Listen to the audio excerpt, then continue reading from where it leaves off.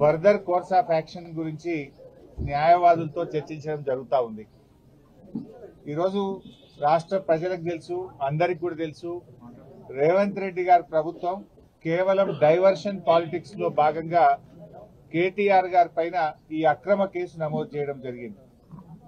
ముఖ్యంగా రైతు బంధు విషయంలో వానకాలం రైతు బంధు ఎగ్గొట్టి యాసంగి పంటకు కూడా చెప్పిన 15,000 కాకుండా కేవలం 6,000 రూపాయలు ఇస్తామని చెప్పి ప్రజల్లో తీవ్రమైన వ్యతిరేకతను ప్రభుత్వం ఎదుర్కొంటా ఉంది. ఏడాది పాలన తర్వాత అన్ని సర్వే రిపోర్ట్లలో కూడా ఈ ముఖ్యమంత్రి ఫెయిల్యూర్ సీఎం అని, ఈ ప్రభుత్వం ఫెయిల్ అయిందని చెప్పి ఈ రాష్ట్రంలో వచ్చిన అన్ని సర్వే రిపోర్ట్లు కూడా తెలియజేస్తా ఉన్నాయి. సో ఈ క్రమంలో అక్రమ కేసు పెట్టి ప్రజల యొక్క దృష్టిని మరల్చాలని ఒక డైవర్షన్ పాలిటిక్స్ కు రేవంత్ రెడ్డి గారు పాల్పడతా ఉన్నారు. మాకు తెలుసు రేవంత్ రెడ్డి గారు ఇలాంటి ఇంకా అక్రమ కేసులు చాలా పెడతారని, ఇంకా మాలాంటి చాలా మంది నాయకుల మీద కూడా ఇలాంటి అక్రమ కేసులు ఆయన పెడతాడని. వీటన్నిటిని ఎదుర్కోవడానికి మేము సిద్ధంగా ఉన్నాం. మాకు తెలంగాణ ప్రజలు ముఖ్యం, ఈ రాష్ట్రం ముఖ్యం. ఎన్నో పోరాటాలతోని త్యాగాలతోని తెలంగాణ తెచ్చుకున్నాం.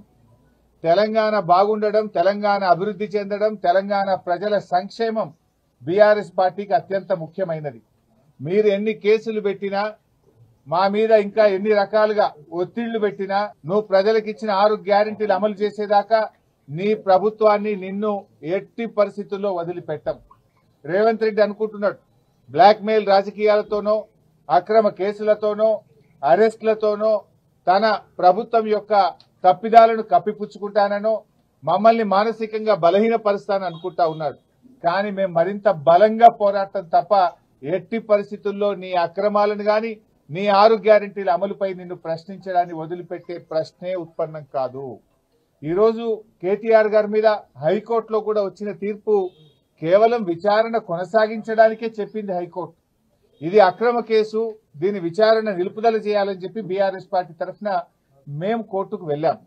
కోర్టు ఏమి కేసును నిర్ధారించలేదు, ఇది తప్పు జరిగిందని చెప్పింది కానీ శిక్ష వేసింది కాదు.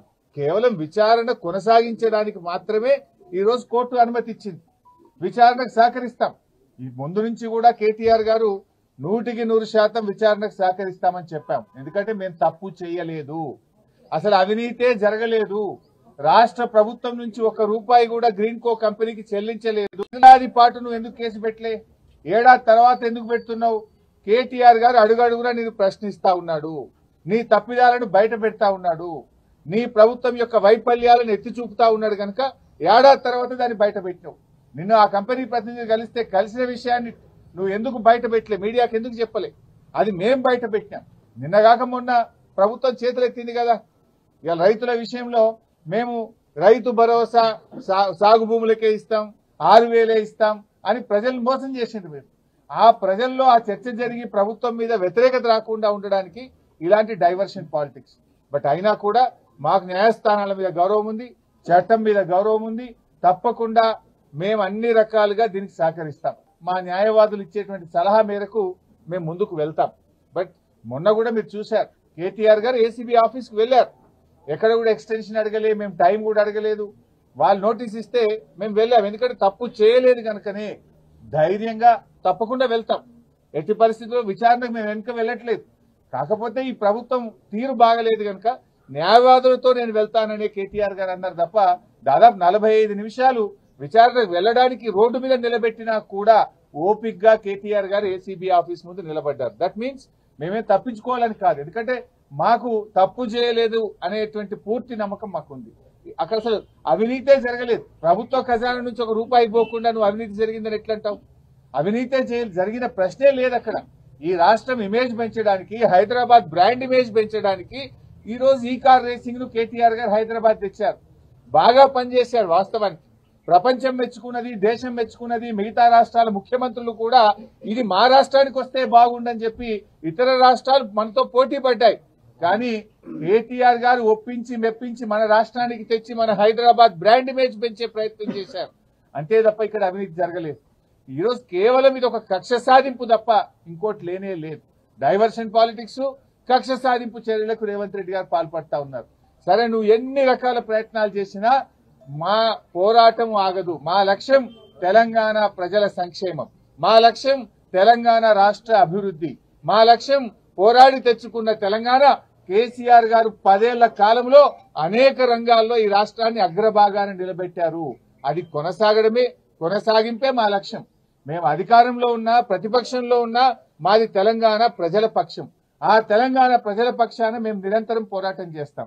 ఇవాళ రేవంత్ రెడ్డి గారు ఇలాంటి కేసులు ఇంకా కూడా పెట్టొచ్చు, కానీ మేము ఎవరం కూడా అధైర్యపడే ప్రశ్నే లేదు. అందరము కలిసికట్టుగా పార్టీ వీటిని ఎదుర్కొంటుంది.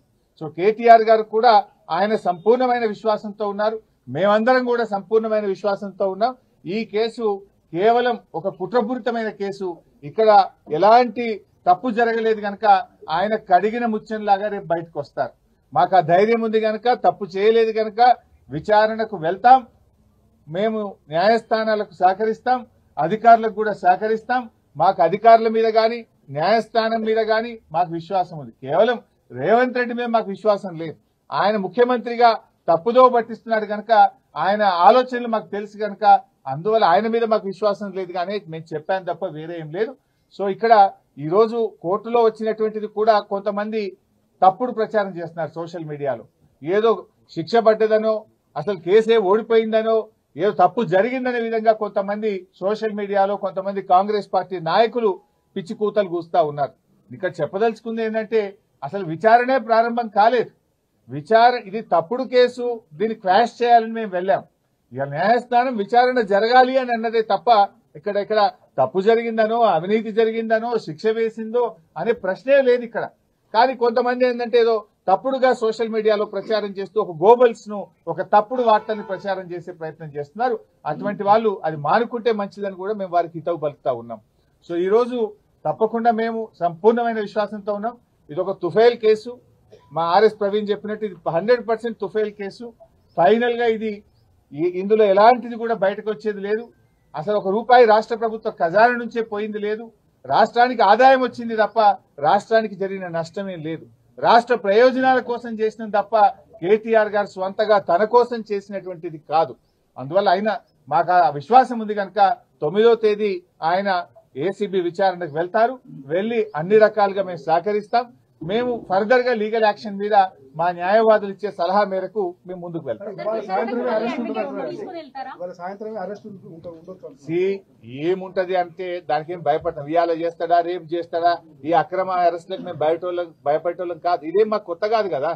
సమైక్య రాష్ట్రంలో తెలంగాణ ఉద్యమంలో ఆంధ్ర పాలకుల మీద చిచ్చర పిడుగులాగా పోరాడినటువంటి చరిత్ర బీఆర్ఎస్ పార్టీకి ఉన్నది. గతంలోనే మేము అరెస్ట్ అయినాం. తెలంగాణ కోసం పోరాటంలో కేటీఆర్ గారు అరెస్ట్ అయ్యి వరంగల్ జైల్లో పడ్డారు. మా నాయకులందరూ కూడా అరెస్ట్ అయ్యి జైళ్లలో పడ్డారు. ఏం జరిగింది? తెలంగాణ రాష్ట్రం వచ్చింది. ఈ రాష్ట్రానికి మేలు జరిగింది.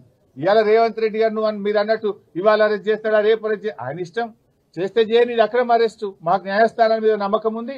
దానికి మేము భయపడం. తప్పకుండా లీగల్ గా ముందుకు పోతాం. 9వ తేదీ వాళ్ళు నోటీస్ ఇచ్చారు. డెఫినెట్ గా 9th నాడు కేటీఆర్ గారు మేము హాజరవుతాం. మొన్న కూడా హాజరయ్యారు కదా. 45 నిమిషాలు రోడ్డు మీద నిలబెట్టినా కూడా ఓపిగ్గా నిలబడి నేను విచారణకు వెళ్తాను అని అంటే కూడా వాళ్ళు విచారణకు లోపలికి తీసుకోకుండా రోడ్డు మీదనే లెటర్ తీసుకొని మాకు రిసీవ్డ్ కాపీ ఇచ్చారు. అడ్వకేట్ విషయంలో ఏం చేయాలి అనేది చూడాలి. గతంలో there are lot of precedences. Rahul Gandhi గారు ఈడీ ఆఫీస్కి పోతే వెంట అడ్వకేట్లు వెళ్ళలేదా? గతంలో అడ్వకేట్లు వెళ్ళలేదా? అడ్వకేట్లు వెళ్తే తప్పేంటి సార్? అది ఎలా చేయాలి, ఏం చేయాలి అనే విషయాన్ని మా లీగల్ టీమ్ తో డిస్కస్ చేస్తాం. Whatever the legal team advises we will follow.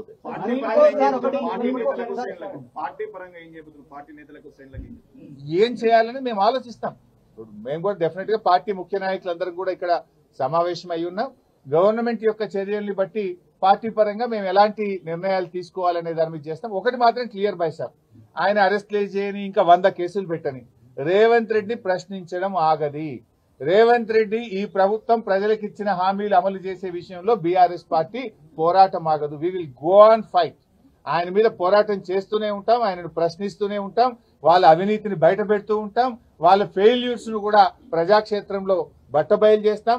ప్రజల పక్షాన, రైతుల పక్షాన, మహిళల పక్షాన, కార్మికుల పక్షాన మా పోరాటం కొనసాగుతుంది. గ్రీన్ కోడ్ సంబంధించినటువంటి అంశాన్ని తెరపైకి తెస్తా ఉన్నారు. క్విడ్ జరిగినటువంటి ఆరోపణలు కాంగ్రెస్ పార్టీ బైసాబ్ దాని మీద నిన్ననే కేటీఆర్ గారు కూడా స్పష్టంగా చెప్పారు. గ్రీన్ కో ఒక రూపాయి రాష్ట్ర ప్రభుత్వం ఇచ్చిందే లేదు. అసలు నీకు ఎవరికైనా కంపెనీకి నువ్వు సాయం చేస్తే వాడు నీకు ఉల్టా పైసలు ఇస్తే అక్కడ అవినీతి. గ్రీన్ కో ఈ రాష్ట్రంలో కాంట్రాక్ట్ చేసింది లేదు. గ్రీన్ కోకు రాష్ట్ర ప్రభుత్వ ఖజానా నుంచి ఒక రూపాయి ఇచ్చింది లేదు. ఇంకా అవినీతి అనే ప్రశ్న ఎక్కడిది? గ్రీన్ కోకు ఏమిచ్చింది రాష్ట్ర ప్రభుత్వం? కాంట్రాక్ట్ ఇచ్చిందా? డబ్బులు ఇచ్చిందా? గ్రీన్ కోకు మేము చేసిన సాయం ఏంది? అసలు ఒక రూపాయి గ్రీన్ కోనే ఉల్టా ఖర్చు పెట్టింది హైదరాబాద్ ఇమేజ్ కోసం, హైదరాబాద్ బ్రాండ్ ఇమేజ్ కోసం. గ్రీన్ కో వాళ్ళ సొంత డబ్బులు పెట్టి ఈవెంట్ నిర్వహించారే తప్ప రాష్ట్ర ప్రభుత్వం గ్రీన్ కోకి ఇచ్చింది అయితే ఏం లేదు కదా. హైదరాబాద్ మాదాపూర్ లోను మచిలీపట్నంలోను ఏసీబీ రైట్ సైడ్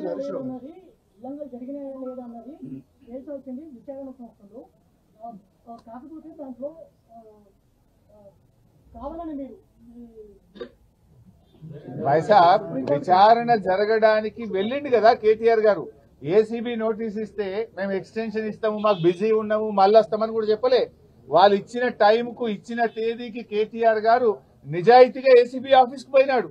ఎందుకంటే ఆయన తప్పు చేయలేదు కనుక ధైర్యంగా నిర్భయంగా ఆయన విచారణకు హాజరయ్యాడు. రేపు 9వ తారీఖు పిలిచారు, తప్పకుండా వెళ్తాడు ఆయన.